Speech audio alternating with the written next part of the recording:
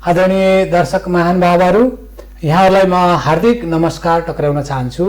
हामीले यो मिथिला बहसमा जल्दा बल्दा समस्याहरू र जुन विभिन्न खालका जुन घटेका घटनाहरूलाई प्रत्यक्ष रूपमा यहाँहरूमाझ ल्याउने जमर्को गरेका छौं र आज पनि यस मिथिला बहसमा एकजना यस्तो व्यक्तित्व आउनु भएको छ र उहाँको बारेमा बताउनु भन्दा पहिला म यहाँहरूलाई यो पनि बताउँछु कि मिथिला नेपाल टेलिभिजन सबैको लागि र सधैँको लागि हो र यस टेलिभिजन हेर्दिनको लागि म हार्दिक अनुरोध गर्दै आजको व्यक्तित्व यो अहिले नेपालमा देखिएको जुन एउटा अत्यन्त अस्वाभाविक घटना चाहिँ नेपालमा घटेको छ। 26 गतेबाट यो एउटा घटना अचानक रूपले नेपालमा आएको छ। त्योसँग प्रत्यक्ष जानकार भएको र सबैभन्दा नजिकबाट हेरेको व्यक्तित्वलाई हामीले हाम्रो यस मिथिला नेपाल टेलिभिजनमा आमन्त्रणा गरेर उहाँलाई चाहिँ नि के हो वास्तविकता के हो र उहाँले त्यसलाई कसरी बुझ्नु भएको छ भन्ने हिसाबले यो कुरा राख्नको लागि आम जनतामा जुन आम जनसमुदायमा जुन खालको चासो देखिएको छ, जुन खालको एउटा विरोधको रूप तरङ्ग फैलिएको छ सामाजिक सञ्जालबाट होस् अथवा चाहिँ यो लकडाउनको कारण अहिले विरोध जनाउन सकिने अवस्था त छैन र पनि अहिले नेपालको एउटा यो विविध क्षेत्र यस्तो तरङ्ग आएको छ, यति तातेको छ र त्यसको लागि त्यसलाई चाहिँ जानकारी गराउनको लागि एकजना अत्यन्त नजिकबाट हेरिएको व्यक्तित्व र त्यहाँको वस्तुस्थिति बुझेको व्यक्तित्वलाई हामीले यहाँहरू माझ ल्याएका छौं र पक्कै पनि उहाँले केही न केही कुरा बताउनु हुनेछ र यहाँहरूलाई यहाँहरूका जिज्ञासा र त्यहाँको वस्तुस्थिति के हो त्यो जानकारी चाहिने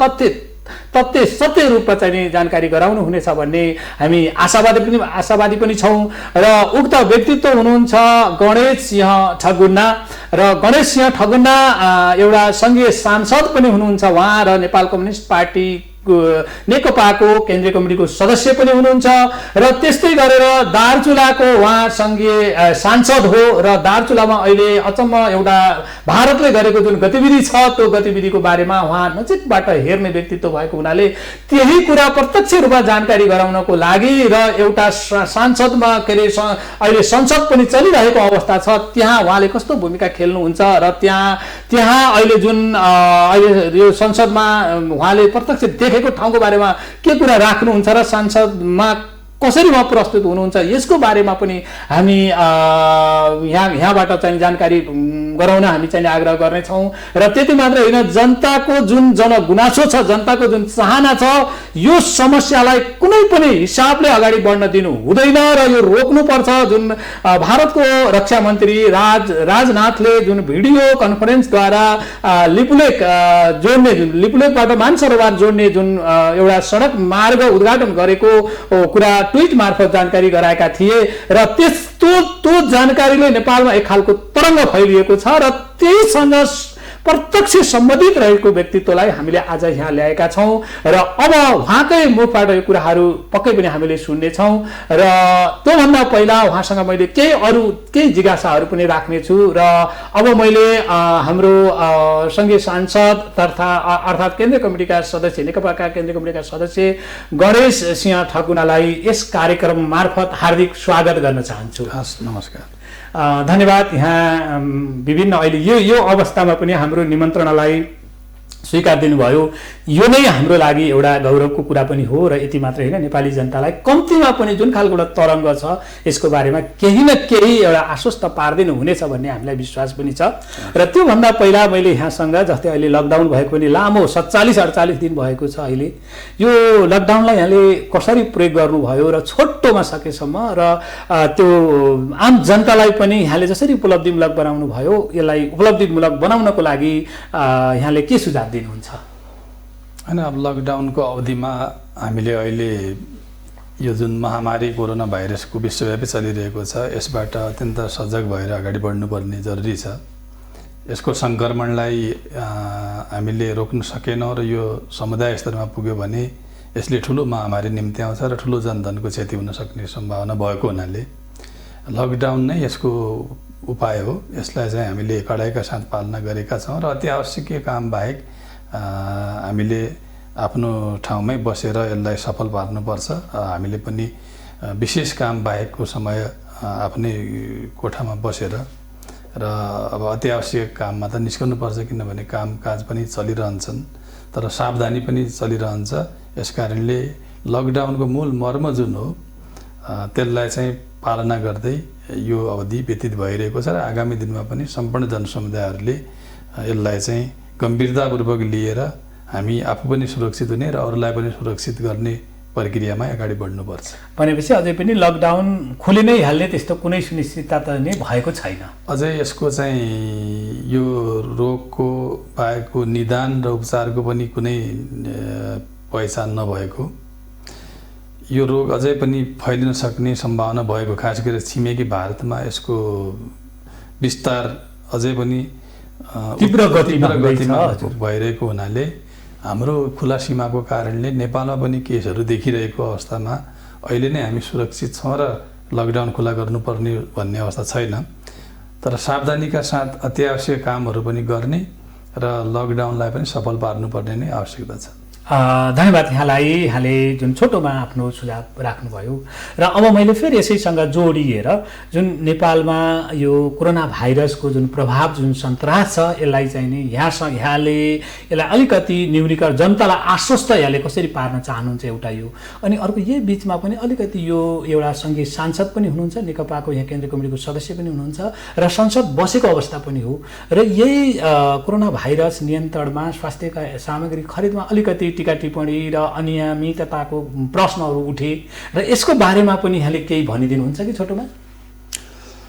अब हामीले यसमा जुन किसिमको सङ्क्रमण फैलिन सक्ने जुन खतरा हुन्छ, अहिले त थुप्रै ठाउँहरूमा सङ्क्रमण फैलिएको अवस्था छैन। हजुर हजुर। खास गरेर जहाँ सङ्क्रमित एरिया छन् ती एरियाहरूको पहिचान गरेर त्यो क्षेत्रलाई हामीले चाहिँ नियन्त्रण गर्नुपर्छ, नियन्त्रणमा राख्नुपर्छ र नयाँ ठाउँमा फैलिन दिनबाट रोक्नुपर्छ। यसको विधि त्यही नै हो र सम्भावित ठाउँहरूमा, जोखिम भएका ठाउँहरूमा परीक्षण गर्दै अगाडि बढ्नुपर्छ।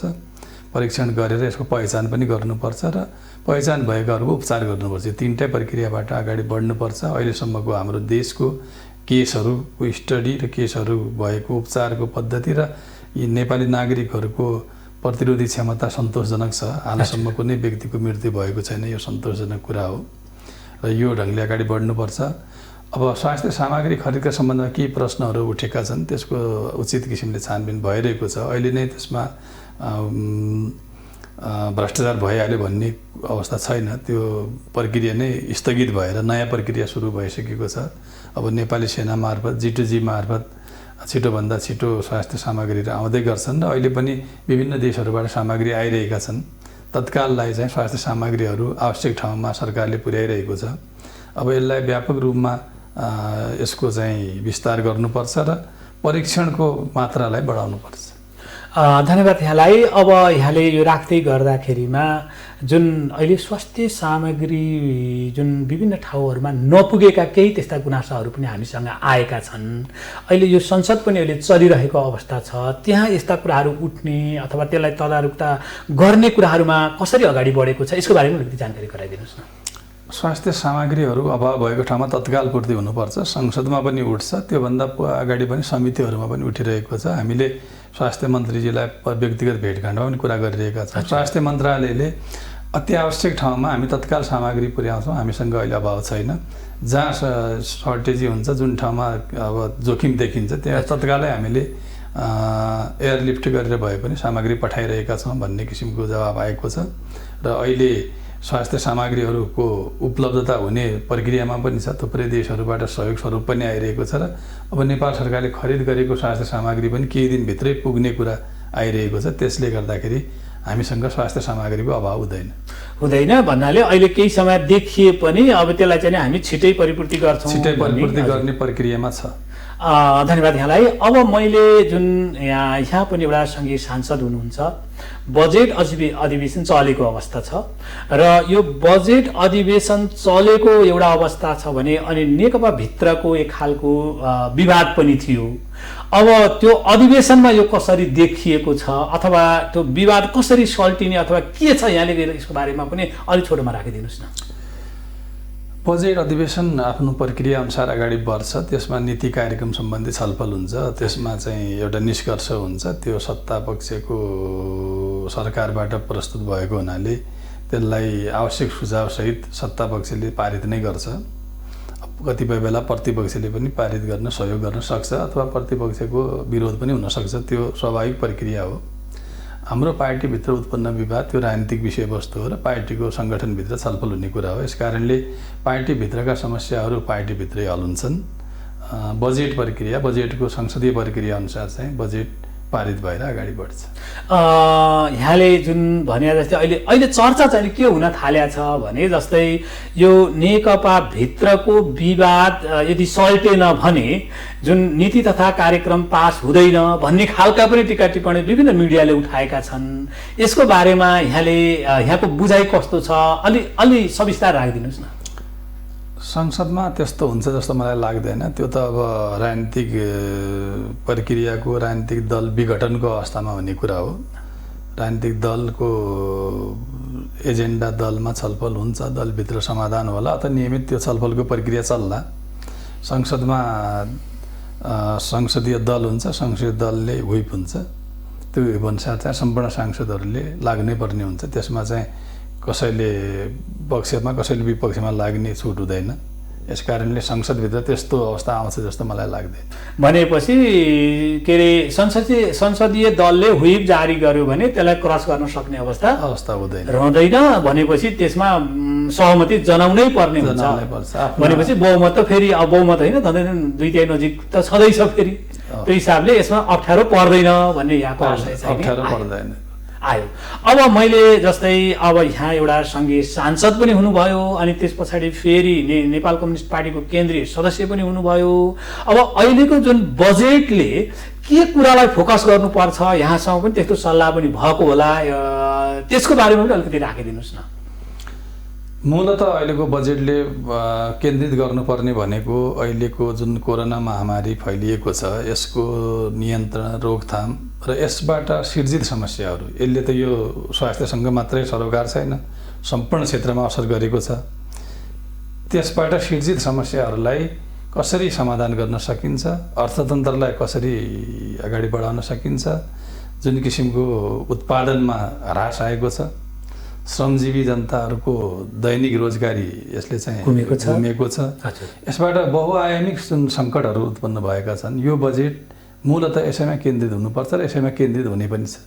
भनेपछि यो अहिलेको जुन खालको समस्या आएको छ, वर्तमान सरकार यो समस्यालाई टेक ओभर गर्न सक्छ अथवा फस्छ, यहाँलाई के लाग्छ? यो सरकार सक्नुपर्छ। किन भन्दाखेरि जसरी भूकम्पको त्रासदीलाई सरकारले समाधान गरेर एउटा हामी नयाँ परिस्थितिमा पुग्यौँ। हजुर, यो त्रासदीबाट पनि सरकारले देशलाई एउटा नयाँ ठाउँमा पुर्याउन सक्नुपर्छ। हाम्रा प्राथमिकताहरू हिजो यदि यो त्रासदी नआएको भए हामी बहु क्षेत्रमा आफ्ना प्राथमिकताका साथ काम गर्थ्यौँ। यो त्रासदी आइसकेपछि अरू क्षेत्रमा पनि काम त गर्नुपर्छ, तर चाहिँ प्रमुख बजेटको मुख्य भाग केन्द्रित चाहिँ कोरोना महामारीसँग सम्बन्धित विभिन्न क्षेत्रहरूमा लगानी गरेर यसलाई चाहिँ देशको जनताको जीवधनको पनि सुरक्षा गर्ने र जनतालाई यसबाट परेको मारबाट अगाडि बढाउने, उनीहरूलाई चाहिँ उत्थान गर्ने दिशातर्फ चाहिँ कार्यक्रमहरू आउँछन् र त्यो सरकारले सक्छ। यहाँलाई अझै यसैमा अलिकति क्लियर पनि हुन खोजे, अझै बढी, किनभने बजेटले त्यता फोकस गर्नुपर्छ जस्तो मलाई लागेर यो कुरा यसमा क्लियर हुन खोजेँ। जस्तै अहिले नेपालको संविधानमा समाजवाद उन्मुख राज्य व्यवस्था स्थापना गर्ने भनेर उल्लेख गरिएको छ, अनि समाजवाद उन्मुख राज्य व्यवस्था स्थापनाको लागि बजेट कुन कुरामा फोकस हुनुपर्छ, यहाँलाई के लाग्छ यसमा?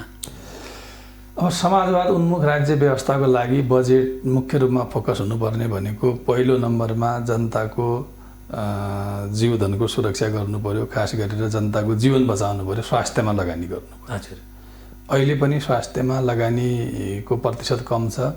कतिपय गरिब जनताहरू उपचार नपाएर मर्नुपर्ने अवस्था छ। यसलाई अन्त्य गर्नुपर्छ, यो पहिलेदेखि नै भनिआएको कुरा हो। त्यसमा झन् अहिलेको यो कोरोनाको महामारी पछाडि त जनताको जीवन बचाउने नै प्रमुख लक्ष्य भयो र समाजवाद उन्मुख एउटा राज्यको नीति पनि यसमा आधारित छ। स्वास्थ्यको समस्यालाई प्रमुख रूपमा हेर्नुपर्छ। त्यसपछि रोजगारी, रोजगारी जनताको प्रमुख नैसर्गिक अधिकार हो। यसको लागि उत्पादनमूलक क्षेत्रमा राज्यले बजेट टेवा गर्नुपर्छ। कृषि उत्पादनलाई हामीले आत्मनिर्भर हुने किसिमको कृषि नीति अगाडि सार्नुपर्छ। शिक्षामा आम जनताको पहुँच हुने किसिमको कार्यक्रम गर्नुपर्छ र देशभरिको समानुपातिक विकासको लागि पूर्वाधार विकासमा न्यायोचित बजेट वितरण गर्नुपर्छ। सम्पूर्ण विकट ठाउँहरूदेखि लिएर हामीले सम्पूर्ण भूगोललाई समेट्ने किसिमले समानुपातिक बजेटको वितरण गरेर पूर्वाधार विकासबाट चाहिँ रोजगारी सिर्जना गर्ने, अवसर सिर्जना गर्ने, कृषि लगायतका विभिन्न उत्पादनमूलक कार्यक्रमहरूमा लगानी गरेर उत्पादन वृद्धि गर्ने र रोजगारी सिर्जना गर्ने, सामाजिक सुरक्षा मार्फत लक्षित समूहका जनताहरूलाई चाहिँ राहत उपलब्ध गराउने र जनताको खास गरेर बाँच्न पाउने अधिकारको सुनिश्चित गर्ने कुरामा नै बजेटको केन्द्रित हुनुपर्छ र समाजवाद उन्मुख कार्यक्रमहरू यसै मार्फत निर्देशित हुनुपर्छ। धन्यवाद यहाँलाई। यहाँले सठिक छोटो तरिकाले तर विशेष रूपमा यहाँले चाहिँ जानकारी गराउनु भयो। यहाँलाई धेरै धेरै धन्यवाद दिँदै अब म लगभग आजको विषयवस्तुतिर म प्रवेश गर्दैछु र म यता किन पनि प्रवेश गर्दैछु भने यहाँ दार्चुलाको सांसद पनि हुनुहुन्छ, के अरे जनप्रतिनिधि हुनुहुन्छ र त्यहाँ त्यसैको नजिक एउटा अहिले अत्यन्त यो देशमा ठुलो तरङ्ग ल्याउने घटना घटेको छ। म त्यतैतिर अहिले आएँ। अब जस्तै यो वैशाख 26 गते भारतको रक्षा मन्त्रीले भिडियो कन्फरेन्सद्वारा यो लिपुलेक हुँदै मानसरोवर जाने रोडको उद्घाटन गरेको खबरले अथवा त्यो कुराले निकै नेपालमा चाहिँ एउटा हरेक क्षेत्र नेपाली समाज तरङ्गित भएको छ। वास्तवमा त्यो घटना चाहिँ नि त्यहीँको एउटा वस्तुस्थिति बुझेको व्यक्तित्वको नाताले वास्तवमा के हो यसको बारेमा यहाँले चाहिँ नि अलिक प्रष्ट रूपमा राखिदिनुहोस् न। अब त्यो घटनालाई बुझ्नु, त्यो घटना छुट्टै रूपमा बुझ्न खोज्यो भने त्यसबाट चाहिँ खासै केही बुझाइ हुन सक्दैन। त्यो हजुर सडक उद्घाटन भयो भन्ने कुरालाई मात्रै बुझ्न खोजियो भने त्यो पूर्ण रूपमा बुझ्न सकिँदैन। त्यसभन्दा पहिले हामीले सीमा विवादको बारेमा जानुपर्छ र त्यस क्षेत्रमा भएको सीमाको बारेमा बुझ्नुपर्छ। हजुर हजुर खास गरेर नेपाल र भारतको पश्चिमी सीमाको निर्धारण 1816 को सुगौली सन्धिबाट के भनिएको छ भने महाकाली नदीको पूर्वपट्टि नेपाल हुने र महाकाली नदीको पश्चिमपट्टि भारत हुने भन्ने किसिमको त्यो सन्धिबाट भारत र नेपालको सीमा विभाजन भएको छ। हजुर 1818 मा भारत र नेपालको संयुक्त सीमा टोलीले लिम्पियाधुराबाट निस्कने कुटी याङ्दी नदी, जसलाई काली नदी भनिन्छ, त्यो नै महाकालीको मुहान हो भन्ने कुराको निर्देशन गरेको छ, नक्साङ्कन गरेको छ। हजुर नदीको लम्बाइ, उद्गम स्थल अनि पानीको मात्रा सबैले हेर्दाखेरि पनि कुटी याङ्दी नदी नै महाकाली नदीको मूल भएको लिम्पियाधुरा नै बुझिन्छ। हजुर तर 1818 मा नक्साङ्कन भए पनि त्यस पछाडि तत्कालीन शासकहरूले आफ्नो सीमा रक्षा गर्न सकेनन् र भारतले लिम्पियाधुराबाट लिपुलेकसम्म आएर यो नै महाकाली नदी हो भनेर त्यो भित्रको लगभग 335 वर्ग किलोमिटर भूमि आफ्नो नियन्त्रणमा लिएको देखिन्छ। त्यस पछाडि 1961-62 तिर जब चीन र भारतको बीचमा युद्ध भयो, त्यस बेलामा लिपुलेकबाट अझ तलतिर आएर कालापानी भन्ने खोल्सोमा आएर महाकाली नदीको उद्गम त यो हो भनेर अझ 62 वर्ग किलोमिटर भूमि त्यसपछि आफ्नो नियन्त्रणमा लिएको देखिन्छ र जम्मी यस बीचमा 400 वर्ग किलोमिटर भूमि चाहिँ भारतले नेपालको भूमि जो आफ्नो अतिक्रमणमा लिएर त्यहाँ सेना राखेर आफ्नो नियन्त्रणमा राखेको देखिन्छ। पछिल्लो अतिक्रमण भएको पनि 61-62 भनेपछि झन्डै अहिले 57-58 वर्ष भइसक्यो। हजुर हजुर त्यस बेलाका शासकहरूले तत्काल प्रतिरोध गरेको भए सायद उनीहरू त्यसमा आफ्नो ठाउँबाट पछाडि हट्थे होला। हजुर हजुर तर कुनै पनि किसिमको प्रतिरोध भएन, सहजै ढङ्गले उनीहरूले सीमा अतिक्रमण गर्न भ्याए। अब पछिल्लो अवस्थामा पञ्चायत कालमा पनि निश्चित रूपमा त्यहाँको जनप्रतिनिधि बहादुर सिंह ऐतवालजीले हजुर कुरा उठाउनु भयो। म उहाँलाई पनि सम्झन चाहन्छु, तर सुनवाई भएन। हजुर त्यसपछि बहुदलीय व्यवस्थाको स्थापना पछाडि स्वर्गीय प्रेमसिंह धामी राष्ट्रिय सभा सदस्य हुनुभयो। उहाँले यो मुद्दालाई राष्ट्रव्यापी रूपमा उठाउनु भयो र त्यो बेलादेखि अहिलेसम्म यो मुद्दा चलिरहेको छ। हजुर हजुर। अब हामीले पटक सरकारलाई दबाव गर्ने र सरकारले पनि अहिलेको अवस्थामा आजको मितिमा भन्ने हो भने सरकारले पनि कुनै पनि मुलायजा नगरेर दृढतापूर्वक भारतसँग चाहिँ कुरा राखेको छ। हजुर। कि लिम्पियाधुरा भन्दा यताको हाम्रो भूमि हो, तपाईँहरू छोड्नुहोस्। हजुर। त्यो भूमि नेपालले कुनै पनि हालतले छोड्दैन। त्यहाँ निर्माण भएका सडक लगायतका कामहरू चाहिँ बन्द गर्नुहोस् भनेर सरकारले आधिकारिक रूपमा भारतसँग राखिसकेको अवस्था छ। र मलाई लाग्छ कूटनीतिक ढङ्गले एउटा सरकारले अर्को सरकारसँग राख्नुपर्ने योभन्दा फरक प्रक्रिया हुन सक्दैन। सरकारले अन्तिम आफ्नो चाहिँ कूटनीतिक पहलको अन्तिम अस्त्र प्रयोग गरिसकेको छ। हजुर। अब त्यो भारतले अतिक्रमण गरेको भूमिमा उनीहरूले लामो समय पहिलेदेखि एउटा त 60-62 सन् 60-62 पनि सडक कटिङ सुरु गर्यो। हजुर। त्यसपछि केही समय उनीहरूले आफैले रोक्यो। हजुर। त्यसपछि हाल 10-15 वर्ष अगाडिदेखि नै त्यो सडक नियमित रूपमा चाहिँ निर्माण कार्य भइरहेको छ। हजुर। त्यो हिजो अस्ति अचानक थाहा पाइएको कुरा होइन। नेपाली भूभाग तर भारतले लामो समयदेखि नियन्त्रणमा राखेको भूभागभित्र उनीहरूले यो निर्माण कार्य गरिरहेको छ। र त्यसलाई अहिले उनीहरूले कुनै निश्चित बिन्दुसम्म पुर्याएको हुनाले त्यसको एउटा उद्घाटन गरे। हजुर। अब सडक निर्माणको काम जबसम्म हामी त्यो भूभागलाई हाम्रो नियन्त्रणमा ल्याउन सक्दैनौँ, त्यो भूभागबाट भारतीय नियन्त्रणलाई हामी खाली गराउन सक्दैनौँ। हजुर। सडक लगायत थुप्रै निर्माण कार्यहरू उनीहरूले गरिरहन्छन्। हजुर। सडक मात्र होइन, त्यहाँ जलविद्युतका योजना बनाइरहेछन्। उनीहरूको त्यहाँ जनतालाई नागरिकता त्यो वितरण गरिरहेका छन्। विद्यालय भवन बनाउँछन्, खानेपानी बनाउँछन्, सिँचाइ बनाउँछन्। भूमिमा उनीहरूले नियन्त्रण गरिसकेपछि त्यो भित्रका निर्माणका कार्यहरू उनीहरूले गरि नै रहन्छन्। यसकारणले यसको समाधान के हो भने मैले भन्ने गरेको छु र यसको समाधान पनि के हो भने सर्वप्रथम लिम्पियाधुरा पूर्वको भूभाग जहाँ भारतले अतिक्रमण गरेको छ त्यस भूभागबाट भारतीय स्वामित्वलाई हटाउनुपर्छ। हजुर। भारतीय सेना त्यहाँबाट फिर्ता गर्नुपर्छ। हजुर। त्यहाँ नेपाली सेना नेपाली प्रशासनको नियन्त्रण हुनुपर्छ। त्यो गर्न जबसम्म हामी सक्दैनौँ तबसम्म त्यहाँ उनीहरूले गरिरहेका काम कारबारलाई हामीले थाहा पाएर पनि रोक्न सक्दैनौँ। किनभने त्यहाँ त हाम्रो न सुरक्षा निकायको त्यहाँ पहुँच छ, न प्रशासनिक नियन्त्रण छ। त्यहाँ कानुन भारत सरकारको लागू हुन्छ भने हामीले थाहा पाउने बित्तिकै पनि रोक्न सकिने कुरा भएन। भारत सरकारलाई त्यो कुरा नगर्नुहोस् भनेर चाहिँ सरकारले प्रष्ट रूपमा राखिसकेको छ र भारत सरकारले त्यहाँबाट आफ्नो उपस्थितिलाई चाहिँ फिर्ता हुनुपर्छ भन्ने कुरा पनि सरकारले राखिसकेको छ। त्यो नेपालको भूभाग हो र कुनै पनि हालले नेपालले चाहिँ त्यो भूभाग छोड्ने छैन भन्ने कुरा पनि नेपाल सरकारले राखिसकेको छ। अब कूटनीतिक सङ्घर्ष गर्नुपर्ने योभन्दा अरू कुनै विकल्प छैन र भारतले अब टेबलमा आएर के निर्णय गर्छ। अहिलेसम्म भारतको व्यवहार हेर्दाखेरि छलफलबाट भाग्न खोजेको स्थिति देखिन्छ, किन लामो समयदेखि सचिव स्तरीय वार्तामा भारतले आनाकानी गरिरहेको छ। हिजो मात्रै परराष्ट्र मन्त्रालयको विज्ञप्तिको प्रत्युत्तरमा भारतीय परराष्ट्र मन्त्रालयले अब कोरोनाको महामारी पछाडि सचिव स्तरीय वार्ता गर्ने, त्यसबाट समाधान गर्ने भन्ने किसिमको आशयको उनीहरूले विज्ञप्ति निकालेको छ।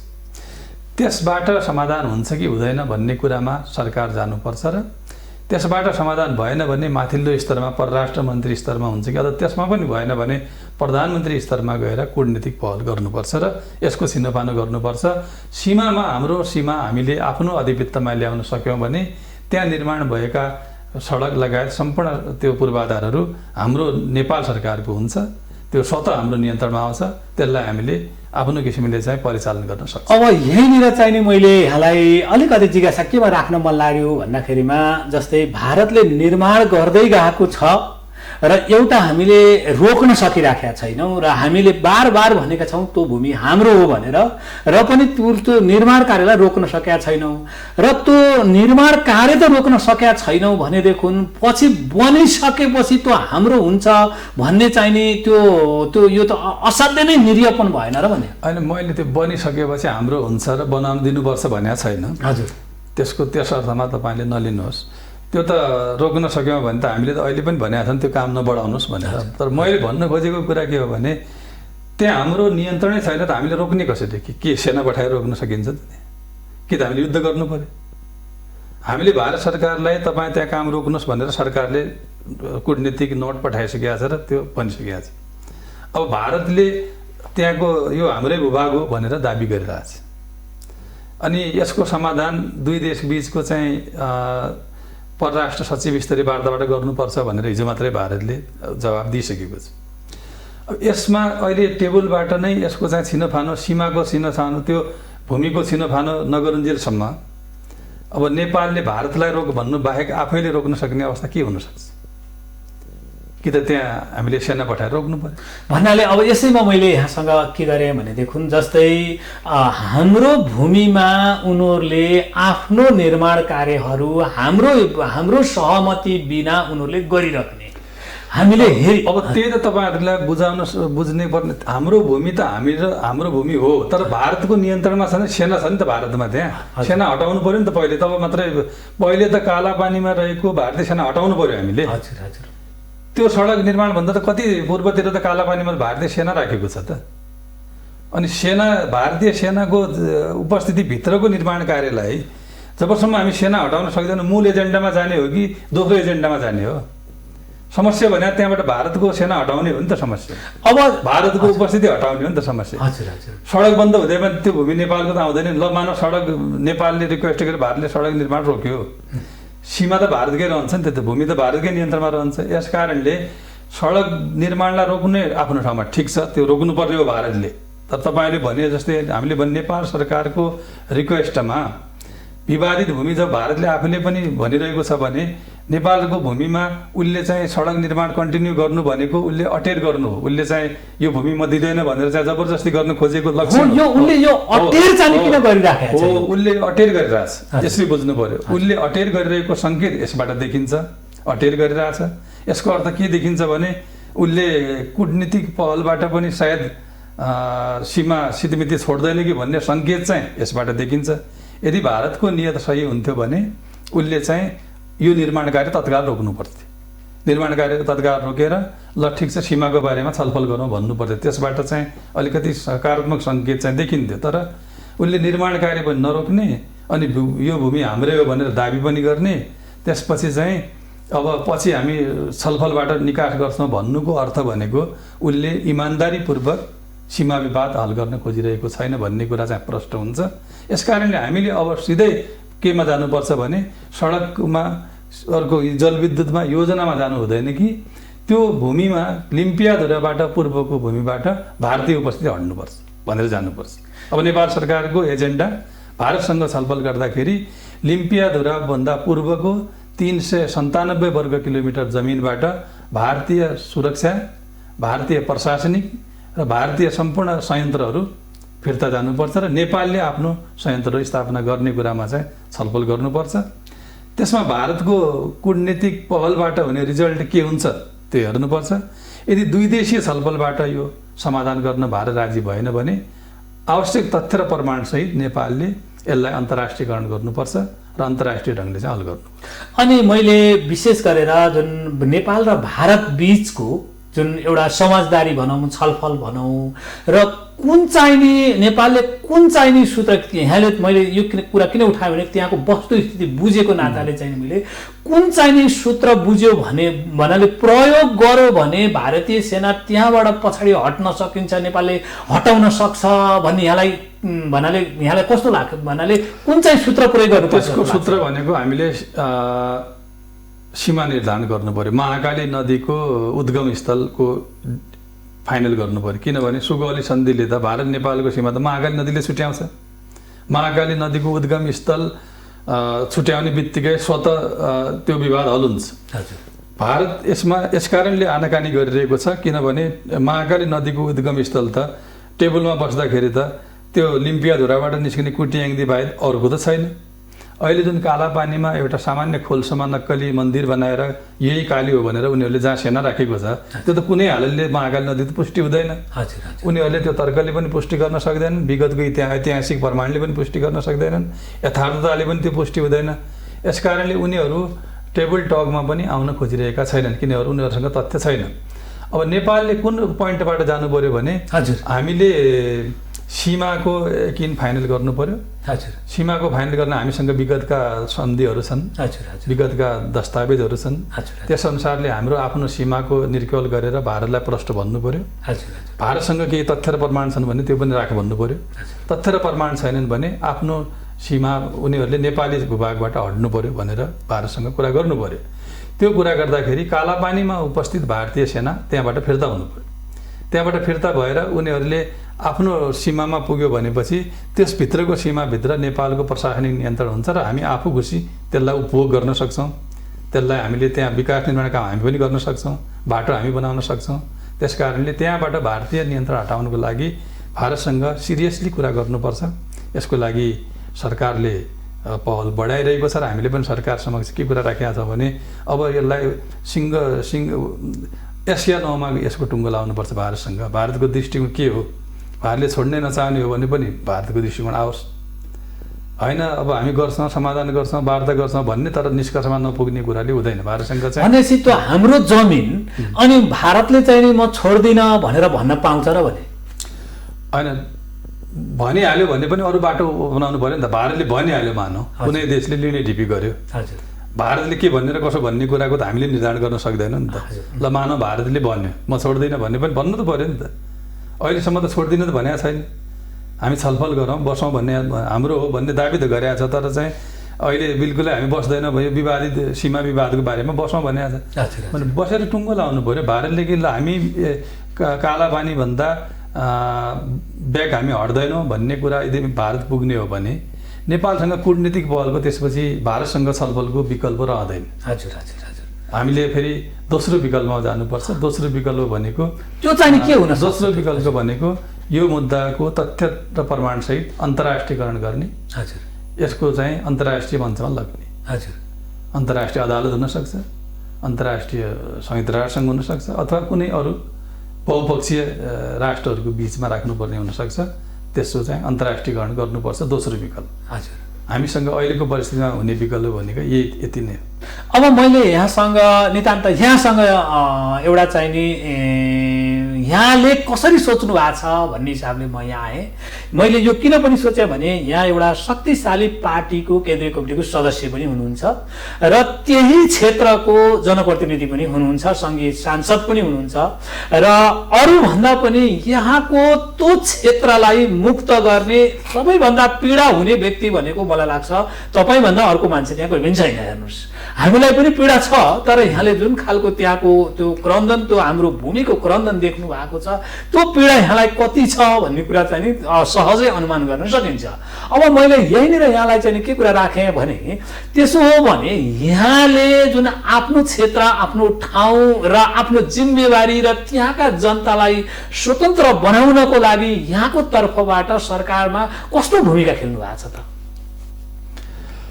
सरकारले दृढतापूर्वक यी कुराहरू अहिले पहिलो चरणमा त भारतसँग नै कूटनीतिक ढङ्गले राख्नुहोस् भन्ने हो हाम्रो। हजुर हजुर त्यो जानकारी दिने, सरकारलाई दबाब दिने, सरकारले गरेका काममा सहयोग गर्ने, हजुर कहीँ कमजोरी भएको छन् भने सजग गराउने र आम जनताको सपोर्ट, नेपाली सम्पूर्ण राष्ट्रवादी जनताको सपोर्ट, सम्पूर्ण राजनीतिक दलहरूको सपोर्ट भइरहेको हुनाले सरकारले जुन दृढताका साथ आफ्ना कुराहरू राखिरहेछन्। यत्रो इतिहासमा आजसम्म लिम्पियाधुराबाट यताको भूभाग नेपाली हो भनेर दाबी गरेर भारत सरकारलाई पठाएको त मैले त सुनेको छैन। हजुर र भारतीय हस्तक्षेपका विरुद्धमा सरकारले प्रत्यक्ष रूपमा आफ्नो धारणा राखेर भारतलाई जानकारी गराएको कुरालाई त हामीले कम आँक्नु त भएन। हजुर हजुर केही भएन, तुरुन्तै सरकारले फिर्ता गरेन भन्ने कुरा त होइन। यो त लामो समयदेखिको समस्या हो। कतिपय पटक प्रधानमन्त्री स्तरीयमा पनि छलफल भएर पनि टुङ्गन लगाएको विषय हो। तर आफ्नो भिजनमा सरकार क्लियर छ। कमसेकम सरकार र जनताको भिजनमा कुनै फरक छैन। जो नेपाली जनताले जे कुरा बुझेका छन् र जे भनिरहेका छन्, सरकार पनि त्यही भनिरहेको छ। अब सवाल के हो भने भारतलाई कसरी त्यसलाई कार्यान्वयन गराउनमा, लागू गराउनमा भारतलाई बाध्य पार्ने भन्ने सवाल हो। यसको लागि सरकारले अझै उच्च स्तरमा छलफल गर्नुपर्छ, अझ उच्च स्तरमा भारतसँग चाहिँ वार्ता गर्नुपर्छ र अन्तिम अवस्थामा वारपारको हिसाबले पनि भारतसँग चाहिँ डायलग गर्नुपर्छ। र भारतले यदि यसलाई समाधान गर्न खोजेन भने यसलाई चाहिँ अन्तर्राष्ट्रियकरण गरेर पनि यो मुद्दाको पार लाउनुपर्छ भन्ने कुरा नै त्यहाँको जनताको, जनप्रतिनिधिको र आम नेपाली जनताको भाषा हामीले राज्यलाई, सरकारलाई बताउने हो र यही ढङ्गले अगाडि बढ्नको लागि दबाब दिने हो, प्रेरित गर्ने हो, सहयोग गर्ने हो। त्यो काम गरिरहेको छ। अनि विशेष गरेर अब यहाँसँग त्यहाँको जनताहरूले अहिले जुन खालको यो गतिविधि घटिराखेको छ, जुन काठमाडौँ त एउटा तरङ्ग आएको छ, अनि त्यहाँको जनताको मनस्थिति यहाँले कसरी बुझ्नु भएको छ? त्यहाँका जनताले के सोचिराख्नु भएको छ? उहाँ चाहिँ नि विरोधमा उत्रने त्यो खालको छाँट यहाँले यसको बारेमा पनि थोरै राखिदिनुहोस् न। अनि अब त्यहाँको जनताले त त्यो अब धेरै वर्षदेखि त्यो पीडा भोगेकै छन्। त्यो उहाँहरूलाई थाहा छ, नयाँ कुरा होइन त्यहाँको जनताको लागि। अब अरू ठाउँको लागि नयाँ कुरा होला, त्यहाँको जनताले त्यो अतिक्रमण भोगेका छन्। खास गरेर एउटा पिँढी त आफ्नै उसमा व्यापार गर्न लिपुलेखबाट चाहिँ नेपाली भूभागबाट गएकै मान्छे जीवित भएको ठुलो सङ्ख्या छ त्यहाँ, आफै स्वयं गएको। यस कारणले त्यहाँका जनताहरू यसमा विज्ञ छन् र त्यहाँका जनताहरूलाई यो भूमि ढिलो चाँडो नेपालको हो, नेपालको स्वामित्वमा आउँछ भन्ने आशा पनि छ। तर अब भारतले लामो समयदेखि त्यसलाई अतिक्रमण गरेको त्यो तत्कालीन इस्यु नभएर लगभग 50-60 वर्षदेखि भोगचलन गरेको सितमिति छोड्दैन र यसमा अलिकति लडाइँ लामै लड्नुपर्छ, दरिलो ढङ्गले लाग्नुपर्छ। यसको लागि अझै जनता, राष्ट्र, सरकार सबैले चाहिँ धेरै स्ट्रङली खुट्टा टेक्नुपर्छ भन्ने कुरामा पनि जनता जानकार छन्। त्यो कुनै एक दिनमा, 2 दिनमा, 1 वर्षमा एउटा छलफलमै टुङ्ग्यो लाग्न नपनि सक्छ। यसलाई हामीले पार लाउनुको लागि प्रारम्भिक चरणमा 2 देशको बिचको चाहिँ छलफलबाटै हो, किनभने अब हामी छिमेकी देश पनि हौँ। एउटा छिमेकी देशको साना मसिना समस्याहरू, तर भारतले त छिमेकीको जस्तो हेर्दा त त्यो व्यवहार त गरेको छैन। नहेरे पनि अहिले नेपालले तुरुन्तै युद्ध गरेर भूमि फिर्ता लिन सक्ने अवस्था छैन विभिन्न कारणले। र प्रारम्भिक चरणमा विश्वमा कहीँ पनि हुँदैन, विवादहरू हरेक देशका बिचमा पहिलो चरणमा कूटनीतिक छलफलबाटै समाधान हुन्छन्। ठुल्ठुला मुद्दाहरू त कूटनीतिक छलफलबाट समाधान भए भनेपछि कुनै पनि 2टा छिमेकी राष्ट्रहरूको पहिलो कर्तव्य भनेको सकेसम्म छलफलबाट, कूटनीतिक पहलबाट नै त्यो सीमा विवाद हल गर्ने हो। त्यसो यदि कुनै हालले भएन र छिमेकीको व्यवहार गरेन र छिमेकीले अटेर गरेर एउटा जबरजस्त पेल्न खोज्यो भने दोस्रो चरणमा चाहिँ त्यसको चाहिँ उपचारतिर जानुपर्छ। र त्यसबाट पनि भएन भने कुनै कालखण्डमा देशहरूका बिचमा भूमिको लागि तेस्रो चरणमा गएर युद्ध हुने पनि अवस्था हुनसक्छ। तर हामी अहिले त्यो कल्पना र कामना पनि गर्दैनौँ। हामी पहिलो चरणबाटै कूटनीतिक पहलबाटै भूमि त्यो सीमा समस्या हल हुन्छ भन्ने विश्वास हामी लिन्छौँ। भनेपछि यहाँको भनाइअनुसार एउटा युवा नेता पनि हुनुहुन्छ यहाँ, अनि अगाडि पनि भनिसकेँ मैले, एउटा शक्तिशाली पार्टीको एउटा माहौल बनाउन सक्ने केन्द्रीय नेता पनि हुनुहुन्छ र सांसद पनि हुनुहुन्छ। अब यहाँको भनाइमा हामीले त्यो भूभाग कुनै पनि हिसाबले हामी छोड्दिनौँ र हाम्रा हरेक हदगण्डा हामी अपनाउँछौँ। यदि अन्तिममा भएन भने त्यहीँ गएर हामीले रगतको खोलो बगाउनु पर्यो भने पनि बगाउँछौँ भन्ने यहाँको आशय हो। अब अहिले हामी यसो गर्छौँ भन्ने मेरो आशय त होइन, तर मैले भनेको चाहिँ सीमा सम्बन्धी विषयमा 3टा उपाय हुन्छन् विश्वभरि भन्न खोजेको हो। त्यो अहिले गएर त्यहाँ रगतको खोलो बगाउँदैमा त्यसको चरणबद्ध तरिकाले सीमा विवाद हल हुने कहीँ पनि विश्वभरि 3टै तरिका हुन्छन्। पहिलो तरिका छलफलबाट हो, कूटनीतिक पहलबाट हो। दोस्रो तरिका अन्तर्राष्ट्रियकरणबाट हो, अन्तर्राष्ट्रिय सङ्घ संस्था अदालतबाट चाहिँ निष्कर्षबाट हो। तेस्रो प्रक्रिया भनेको युद्धबाट पनि हुन्छ। अहिले हामीले त्यो युद्धको कल्पना गरेका छैन। मैले त अहिले अन्तर्राष्ट्रियकरणकै अवस्था पनिमा जानुपर्छ भन्ने पनि हामीले कल्पना गरेका छैनौँ। हामी भरसक यसलाई कूटनीतिक पहलबाटै समाधान हुन्छ भन्नाले हामी फिर्ता लिन सक्छौँ, लिनुपर्छ भन्ने उसमा छौँ। किन भन्दाखेरि तथ्य र प्रमाणले सिरियसली भारतले बस्ने हो भने त्यसमा उसले दाबी गर्ने कुनै ठाउँ छैन। कुनै न तथ्य छ न प्रमाण छ। यदि टेबल टकमा बस्ने र उसले साँच्चीकै छलफल गर्न खोज्ने हो भने चाहिँ कुनै समस्या छैन। गर्न नखोज्ने हो, लिने ढिपी गर्ने हो भनेपछि उसले इन्कार गर्यो भने हामीले अहिले अब यसलाई अन्तर्राष्ट्रियकरण गर्ने कुरामा जानुपर्छ हामीले अहिले सोच्ने भने त्यतिकै। हजुर हजुर। अब मैले यहाँलाई अब त्यहाँको वस्तुस्थिति सबै बुझ्नु भएको छ यहाँले, अनि मैले के गरेँ भने नाभि, कुटी, गुन्जी र गरिबेन जुन त्यो उतापट्टि त्यो गाउँहरू छन्, यति गाउँहरू छन्। अब त्यही क्षेत्रको अब त्यहीँको एउटा व्यक्तित्व र त्यहीँको जनप्रतिनिधि भएको हुनाले त्यो ठाउँतिर यहाँ पुग्नु भएको छ कि छैन, मैले यो पनि बुझ्न खोजेँ। अनि त्यो त अब अहिले हामीले त्यहाँ जान सक्ने अवस्था पनि हुँदैन, त्यो होइन कुनै पनि बेला पुगिया छैन। त्यो नोटिफाइड एरिया हो, बोर्डर एरिया त भारतले त्यहाँ जान दिँदैन। भारतीय नागरिकहरूलाई पर्मिट चाहिन्छ भने नेपाली नागरिकहरूलाई सिधमिति बस्ने कुरा हुँदैन त्यहाँ त्यो एरियामा। त्यहाँ भारतीय सुरक्षाकर्मीहरू त्योभन्दा धेरै तल नै उनीहरूले रोक्छन्। त्यो क्षेत्रमा आम रूपमा आवागमन सहज छैन, त्यहाँ गइएको अवस्था पनि छैन। भनेपछि त्यहाँ त नेपालीहरू छन् तर भारतीय प्रशासन सहनुपर्ने नेपालीहरूको बस्ती पनि छ भन्ने खालको कुराहरू पनि धेरै चर्चामा आएका छन्। त्यहाँ अब त्यही सम्पूर्ण भारतीय नागरिकता प्राप्त गरेका व्यक्तिहरू छन्। हजुर। उनीहरू भारतकै प्रशासनसँग सम्बन्धित छन्, भारतकै राज्यसँग सम्बन्धित भएर बसेका छन् अहिले लामो समयदेखि। अनि हाम्रो त यो के अरे यो कति हाम्रो हुनुहुन्थ्यो नि पत्रकार एकजना, मैले अहिले ठ्याक्कै अहिले नाम बिर्सेँ,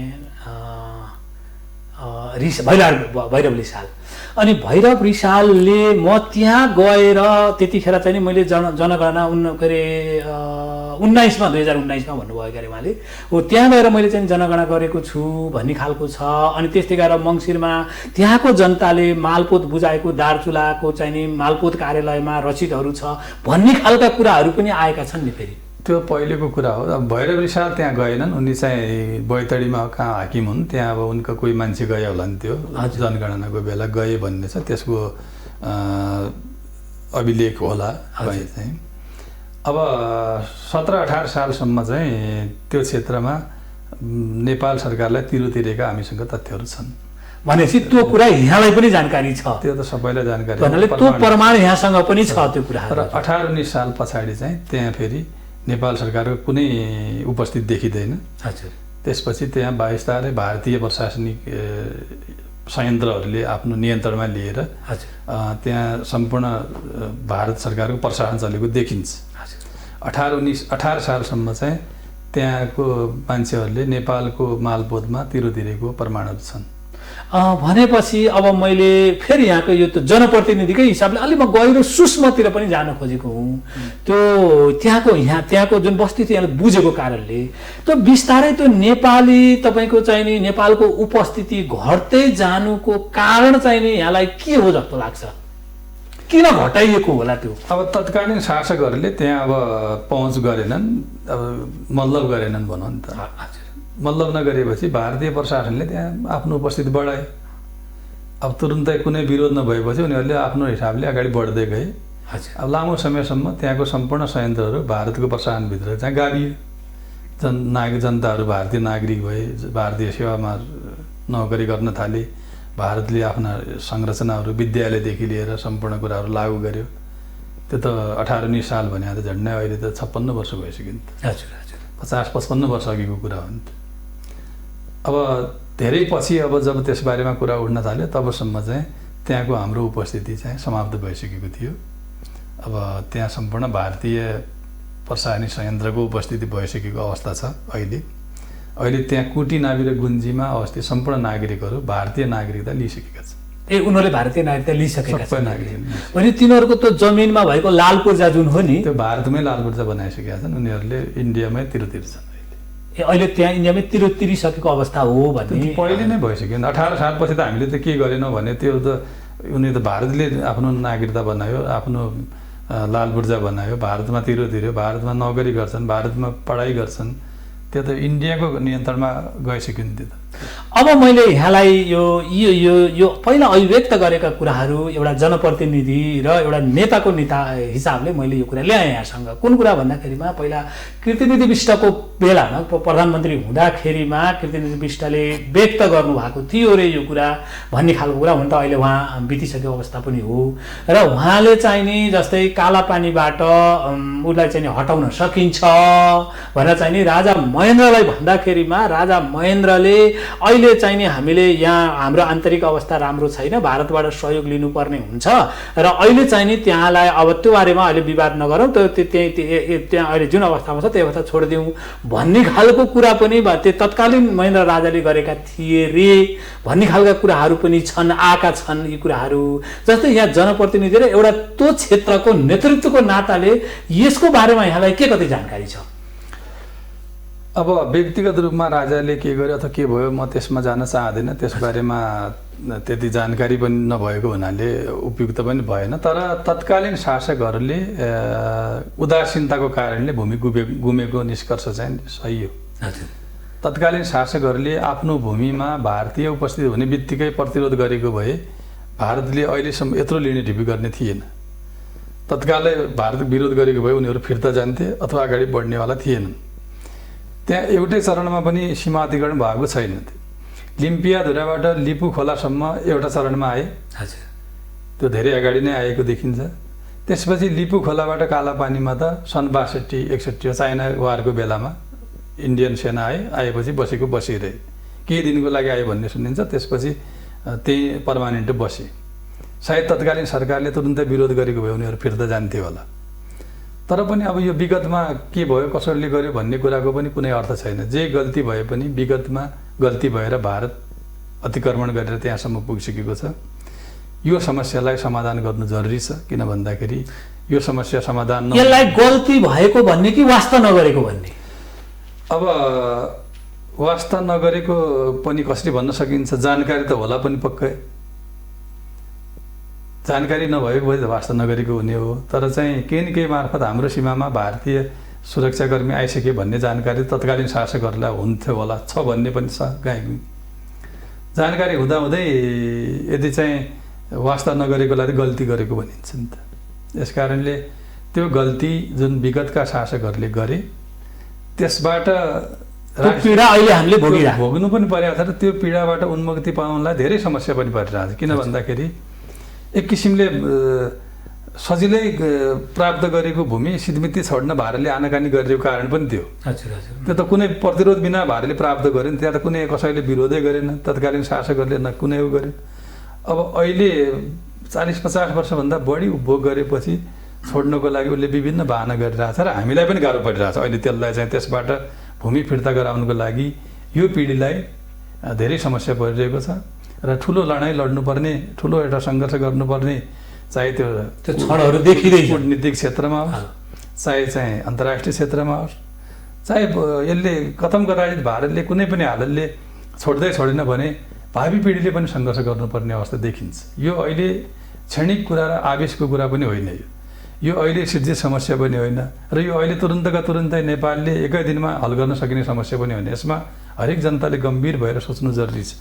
हामीले आफ्नो हक स्थापित गर्ने कुरामा हामी सक्षम भएका छौँ।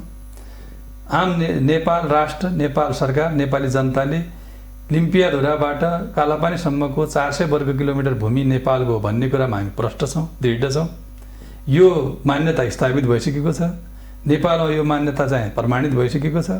अब यसलाई कसरी हाम्रो स्वामित्वमा ल्याउने भन्ने लडाइँ लडिरहेका छौँ। यसका विभिन्न रूपहरूका लडाइँहरू लडिरहन्छौँ। जबसम्म त्यो भूमि हामी फिर्ता गर्न सक्दैनौँ, नेपाल राष्ट्रले त्यो मुद्दालाई अगाडि बढाइरहन्छ र हामी आशा के गर्छौँ भने छिटोभन्दा छिटो यो समस्याबाट समाधान होस् र नेपाली भूमिबाट भारतीय सेना फिर्ता होस्।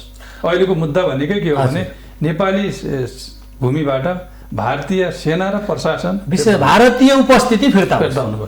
त्यसपछि त्यहाँभित्रका अरू समस्याहरू हल हुन्छ। ती हाम्रा समस्या हजुर। अब जस्तै यहाँले जुन भारतले आनाकानी जुन गरिराखेका छ, अब पक्कै पनि भारत पनि नबुझ्ने राष्ट्र त होइन होला। त्यत्रो प्रजातन्त्रको दुनियाँलाई पाठ सिकाउने, राष्ट्रियताको दुनियाँलाई पाठ सिकाउने र चाहिने राष्ट्रभक्तिको कुरा गर्ने, जुन उसले अर्काको राष्ट्र हडप्दाखेरि त्यो राष्ट्रलाई कस्तो भएको छ भन्ने पनि उसले बुझेको होला र बुझ्नु पनि पर्छ होला। त्यतिको राष्ट्रले र त्यतिका तपाईँको चाहिँ नि विद्वानहरू बस्ने ठाउँको र त्यतिको बलियो सरकार भएको ठाउँकोले यस्ता कुराहरू बुझेको पनि होला। तर यसमा जुन त्यहाँको जनप्रतिनिधिको नाताले मैले फेरि सानो शङ्का यहाँसँग के गरेँ भने कतै तत्कालिक समयमा तपाईको चाहिँ नि तत्कालीन भन्नाले सत्ताले अथवा सरकारले कुनै खालको भारतीयसँग गोप्य सम्झौता त गरेको छैन कतै। यहाँको चाहिँ नि जनप्रतिनिधिको नाताले यी कुराहरू यहाँलाई थाहा छ भने त ठिकै भयो, थाहा छैन भने यी कुराहरू खोतल्ने अझै गहिराइमा पुग्नुपर्ने आवश्यकता यहाँ देख्नुहुन्छ। यसमा जानुपर्छ गएर मलाई पनि शङ्कास्पद लागिरहेको छ, किनभने त्यति सजिलै त्यो बेला भारतीय सेना कसरी, किनभने त्यो बारकाको भूमिमा त त्यसरी कसरी आए त, काला पानीमा कसरी बसे, कसरी क्याम्प बनाए। हजुर, त्यहाँ क्याम्प बनाएर बसेका छन्, हो भूमिगत क्याम्पहरू बनाएका छन्, त्यहाँ त अस्थायी रूपमा बसेका थिएनन्। त्यहाँ स्थायी रूपमा बस्ने अवस्थामा तत्कालीन सरकारले किन प्रतिरोध गरेन भन्ने कुरामा वास्तवमा तपाईँले भनेको कुरा गम्भीरतापूर्वक जानुपर्छ। तर त्यसको अर्थ कुनै सन्धि सम्झौता भएर बसेका छन् भन्ने जस्तो अहिलेसम्मको तथ्य चाहिँ देखिँदैन। हजुर, अनौपचारिक सहमति गरेका छन् भने त्यो कुरा चाहिँ एउटा छानबिनबाट चाहिँ जनताको बिचमा त ल्याउनु पऱ्यो नि त, कमसेकम चाहिँ यो के कारणले भयो, के कारणले हाम्रो गुम्यो भन्ने कुरा कि त उनीहरूले त्यो कुरा पनि प्रश्न बनाउनु पर्यो, हामीसँग यस्तो सम्झौता छ भन्ने कुरा भारतले गर्नु पर्यो। तर अब जे जसो परिस्थिति भए पनि त्यो भूमिमा उनीहरू आइसकेको हुनाले हामीले अबको आजको हाम्रो दायित्व के हो भने म त्यो क्षेत्रको प्रतिनिधिको नाताले र एउटा सचेत नेपाली नागरिकको हिसाबले आज हाम्रो दायित्व भनेको हाम्रो भूमि फिर्ता गर्ने हो। हजुर, र फिर्ता गर्नको लागि कुन रूपबाट हामीले भारतसँग प्रस्तुत हुने हो, पहिलो दोस्रो तेस्रो पहिलो नम्बरमा हामीले कूटनीतिक ढङ्गले नै जानुपर्छ। र त्यसमा चाहिँ अब सरकारले पनि के हो भने अबको वार्ताको टेबलमा भारतसँग यस र नोमा वार्ता गर्नुपर्छ। हजुर हजुर, भारतले छोड्ने हो कि छोड्ने होइन, भारतको हाम्रो छलफलबाट यो समाधान हुने नहुने कुरामा हामीले चाहिँ यसको टुङ्गो छिटो लाउनुपर्छ। मैले भन्नु खोजेँ यसमा चाहिँ सरकारले जानुपर्छ। अब सरकार यसमा गम्भीर छ। अहिलेको सरकारले यसमा कुनै पनि किसिमले लेतलाई गरिरहेको छैन, तत्काल रिएक्सन गरिरहेछ।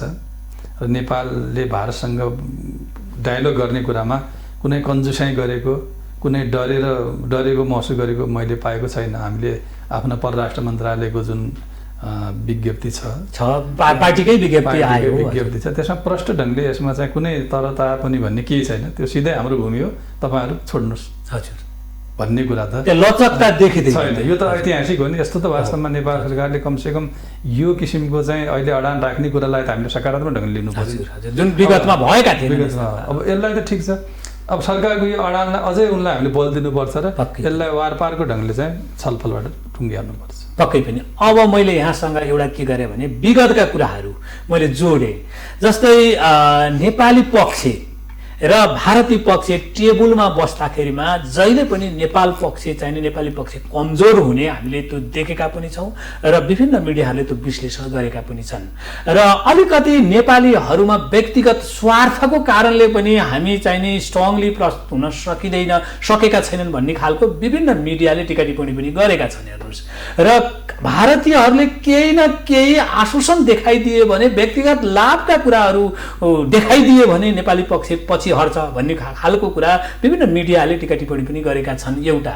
अनि अर्को नेपाली पक्षका जुन वार्ताकारहरू भारतका जसरी तयारी गरेर आउँछन् बिना तयारी नै जान्छन् र त्यो तयारीको कमीले पनि नेपाली पक्ष कमजोर हुन्छ भनेर यस्ता चाहिँ भन्नाले तीन चारवटा चाहिँ यस्ता शङ्का गरिएका छन्, मिडियाबाट विभिन्न कुराहरू आएका छन्। यहाँको बुझाइ के छ यसमा भने जनप्रतिनिधि र सम्बन्धित क्षेत्रको व्यक्तित्वको नाताले? त्यस्तो कमजोर ढङ्गले जाने कुरा विगतमा भए पनि होला नि, तर मलाई के लाग्छ भने यो इस्युमा अहिले नेपाली जनमत, नेपाली राजनीतिक ऐक्यबद्धता, नेपाल सरकारको अडान, नेपाली नागरिकहरूको यसमा खबरदारी सबैले गर्दाखेरि यो इस्युमा नेपाल सरकार अथवा चाहिँ नेपाली वार्ता टोली कमजोर भएर प्रस्तुत हुन्छ जस्तो मलाई लाग्दैन। यसमा चाहिँ जबरजस्ती ढङ्गले नेपाल सरकार प्रस्तुत हुन्छ र छलफलबाट यसलाई चाहिँ टुङ्गोमा लाउने अधिकतम प्रयास गर्छ। भन्नुको अर्थ विगतमा के भएका थिए ठिक छ, त्यसको समीक्षा पनि होला, तर अहिलेको सरकार र अहिलेको वार्ता टोली विगतको जस्तो हुँदैन र एउटा निष्कर्ष निकालेरै छोड्छ भन्ने यहाँको आशय हो। निष्कर्ष भारतले बस्न खोजेन वार्तामा भने छुट्टै कुरा हो। हजुर हजुर, लक्षण त्यो पनि छन्। एउटा त बस्नै खोजेन भने त उसको कमजोरी भइहाल्छ, उसको कमजोरी भइहाल्छ। हजुर, यदि वार्ताको टेबलमा नेपाल पक्ष कमजोर भएर प्रस्तुत हुँदैन। हजुर हजुर, त्यो परिस्थिति नेपालमा छैन। हजुर हजुर, त्यो माहौल पनि नेपालमा छैन। त्यो सोच पनि नेपालमा छैन। आजको दिनमा हामी विगतमा कुन नेताले कुन राजनीतिक दलले के गर्यो त्यो छुट्टै समीक्षाको विषय होला। आजको अवस्थामा नेपाली राजनीतिक दल नेतृत्वदेखि लिएर नेपाली नागरिक सबैको भावना एउटै छ, एउटै स्पिरिट छ। यस कारणले नेपाली पक्ष कमजोर भएर प्रस्तुत हुँदैन भन्ने। अनि यहाँले जुन यो दार्चुलाको सिडिओको भनाइ यहाँले हेर्नुभयो होला, आज पत्र पत्रिकामा आएको छन्। एउटा सरकारी कर्मचारीले त्यो खालको लगभग त्यो उहाँको स्टेटमेन्ट देख्दाखेरिमा नेपालीहरूको भावना कमजोर बनाउने टाइपको छ भनेपछि एउटा कर्मचारीले, सरकारी कर्मचारीले त्यो खालको भावना व्यक्त गर्नु यहाँ कतिको उपयुक्त ठान्नुहुन्छ? यसमा के व्यक्त गरेको छ मलाई ठ्याक्कै त्यो त थाहा भएन। उहाँले के भन्नु भएको छ भने विभिन्न मिडियाले ल्याएको कुरा, सिडिओले चाहिने भारतले यो अहिले मात्रै बनाएको होइन, यो चाहिँ नि भारतले निरन्तर बनाउँदै आएको कुरा हो, अहिले कुरा उठाउनु त्यति उपयुक्त छैन भन्ने जस्तो खालको कुरा चाहिँ नि सिडिओले गर्नुभएको छ।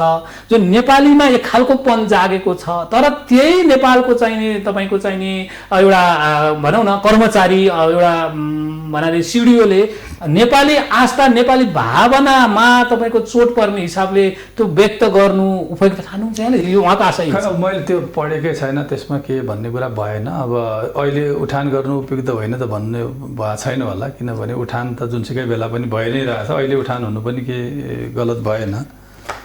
अब यो उहाँले यहाँको सन्दर्भमा त्यो अब विगतदेखि केही वर्षदेखि नै निर्माण भइरहेको भन्ने कुरा हो भने अब त्यो त निर्माण भइरहेको थियो विगतदेखि नै। अब उहाँको ठ्याक्कै उहाँको स्टेटमेन्ट यसरी लेखेको छ, भारतले सडक खनेको नौलो सूचना होइन र सरकारलाई पहिलेदेखि नै कुरा जानकारी थियो भन्ने खालको यसरी चाहिँ स्टेटमेन्ट दिएर उहाँले अब यो एउटा पत्रिकाको भनाइ हो यो, उहाँले केही न केही त्यसमा चाहिँ नि भावना व्यक्त नगरेको भए के रहेछ म त्यसमा त मैले कमेन्ट गर्ने कुरा भएन पत्रिकाको बारेमा। हजुर ठिक छ, त्यही पनि एउटा सिडिओले कम्तीमा पनि जनभावनाको रेस्पेक्ट त गर्नुपर्ने होला नि जस्तो लाग्छ। जनताहरू आगो भएका छन्, तर सिडिओको कुराहरू चाहिँ नि यसरी आइदिनु यो चाहिँ नि कतै उहाँको के भावना हो भन्ने चाहिँ नि हामीले यो हाम्रो मिडियाको चाहिँ हाम्रो शङ्का हो उहाँप्रति, र यो कुरा मैले यो गरेँ। यहाँले प्रतिक्रिया जनाउन चाहनु भएन।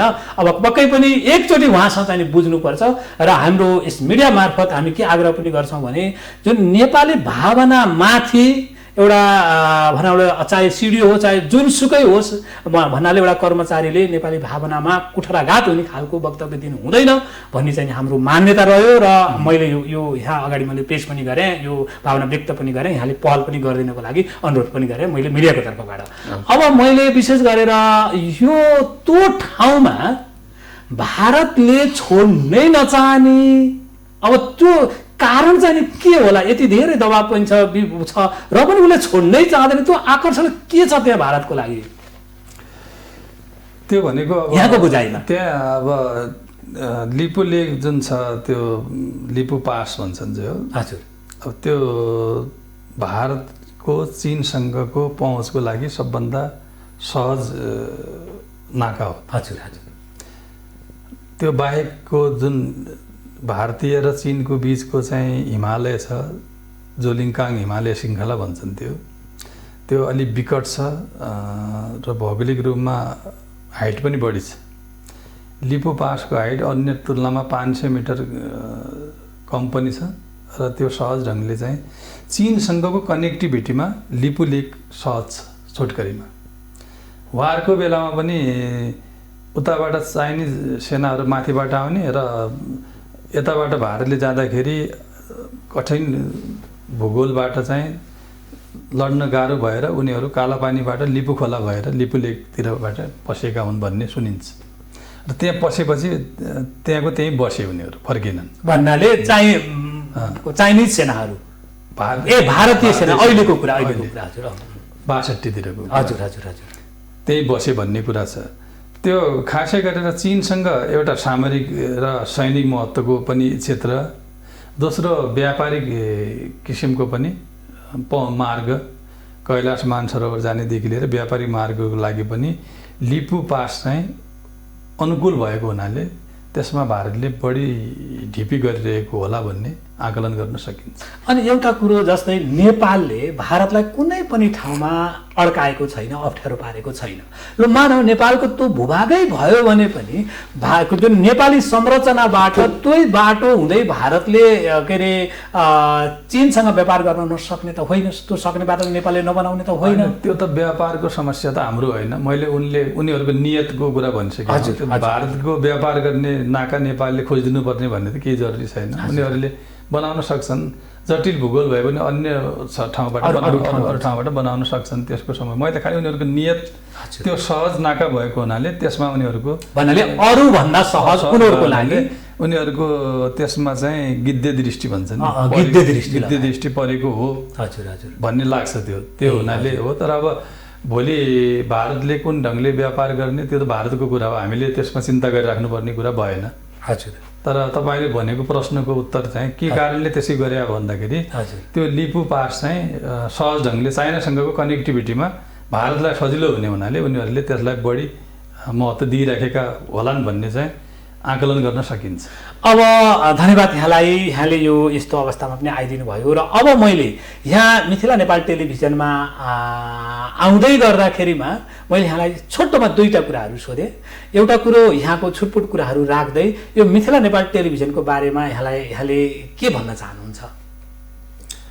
होइन, अब मेरो छोटकरी कुरा त मैले राखिसकेँ, सबै कुराहरू तिनै हुन्। मैले यो समग्र विषयमा राखिसकेका छौँ। हजुर हजुर। अहिलेको यो कोरोना महामारी र यो अहिलेको राष्ट्रियताको इस्यु, दुईटै कुरामा यी दुईटै विषयहरू संवेदनशील विषयहरू हुन्। यी दुईटै विषयलाई हामीले अत्यन्त संवेदनशील भएर उठान गर्नुपर्छ र पार लगाउने किसिमले अगाडि बढ्नुपर्छ। आरोप प्रत्यारोपका कुराहरू लोकप्रियताका कुराहरू पनि होइनन् र यी दुईटै विषयवस्तुहरू अत्यन्त जटिल पनि छन्। यसकारणले यी जटिलतासँग मुकाबला गर्दै अगाडि बढ्दाखेरि कतिपय गाह्रा सारा अवस्था पनि आउन सक्छन्। यसकारण सहजै ढङ्गले पार लगाउन नसकिने पनि अवस्था हुनसक्छ।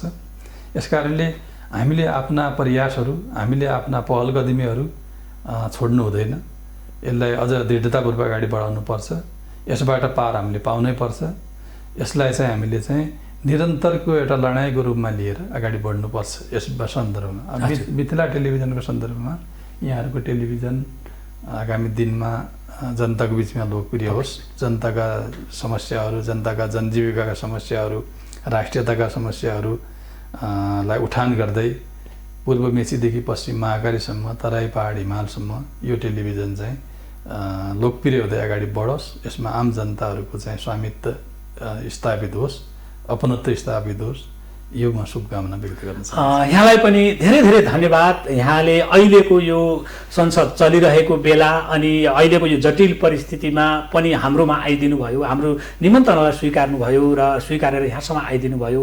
यहाँलाई धेरै धेरै धन्यवाद दिँदै आदरणीय दर्शक महानुभावहरू, हामीले दार्चुलाको सांसद हुनुहुन्छ उहाँ र सङ्घीय सांसद हुनुहुन्छ, नेपाल कम्युनिस्ट पार्टीको केन्द्रीय सदस्य पनि हुनुहुन्छ र त्यहाँको अहिले जुन लिपु लेकमा जुन खालको समस्या फेरि फसिन पुगेको छ, जस्तै भारतको रक्षा मन्त्री राजनाथले जुन खालको सडक उद्घाटन गरेका कुराहरू आइरहेका छन्, त्यसको बारेमा के हो त त्यहाँको वस्तुस्थिति र प्रत्यक्ष रूपमा तपाईँ जनप्रतिनिधिको हिसाबले र त्यहाँको वस्तुस्थिति बुझेको हिसाबले हाम्रो टेलिभिजनबाट आम जनतामा राखिदिनु पर्यो भन्ने जुन हामीले आएर आफ्ना धारणा राखिदिनु भएको छ, राख्नु भएको छ र यहाँहरूले सुन्नु भएको छ। अब यहाँहरूलाई उहाँको धारणा कस्तो लाग्छ र कहाँनिर कमी कमजोरी छन् अथवा सुधार्नुपर्ने कुराहरू के छ, उहाँले बोलेका कुराहरू कति ठिक र कति बेठिक छन्, त्यो कुन ठाउँमा सुधार्नुपर्छ र कुन ठाउँमा सल्युट गर्नुपर्छ, त्यो भावना व्यक्त गरिदिनको लागि हामी आग्रह गर्दै